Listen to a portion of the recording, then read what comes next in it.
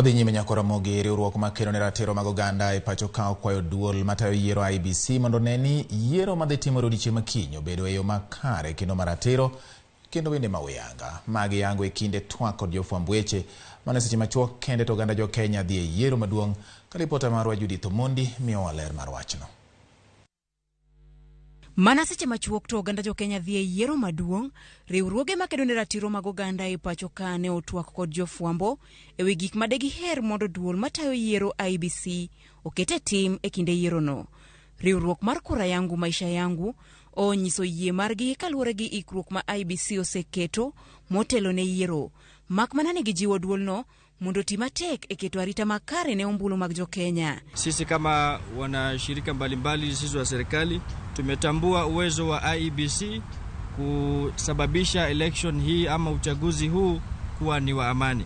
Na tunafahamu kwamba IEBC iko na jukumu kubwa ya kuchunga kura ya wananchi na kuangalia kwamba wanafuata sheria ambazo ziko ili kupatikane amani. Ekinde twako jofwambo e boma ma Nairobi nege kwayo duol matayo yiero IEBC mondo neni ombulu otayo maratiro kadwaro margi maduong' to en ngima jo Kenya oriti kendo onge ng'at mowito ngimane chakre odiechieng' makiny. Onge rum mar chocho ombulu kendo pacho kae kendo jo Kenya okoikore mar dhi e ndara. Jo Kenya dwaro ombulu molosi e yo makare. Jo Kenya dwaro ombulu magidhi yiero jotelo magin giwegi e magiyiero ma ok jotelo ma olosnegi. Our call to Kenyans and the voters in particular is kagua kabla ya kuchagua.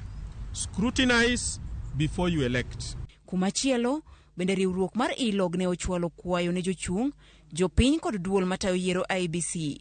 Jochiw arita mag piny owacho gikwayo mondo kik kaw chik e lwetgi ka gikwayo IEBC mondo tudre kod jopiny kinde ka kinde ka girito duoko mondo tiek to madibede kind oganda. For the purposes of transparency and accountability, we urge the Commission to give periodic updates on election day processes. Parties and candidates, we urge adherence to the Code of Conduct and exercise restraint to allow the Commission to discharge its mandate, especially on the results management process. To the security agencies, ILOG encourages you to show a high level of professionalism.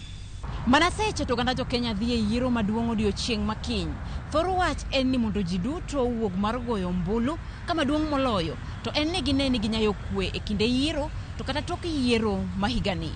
Judith Omondi, Ramogi TV, Nairobi.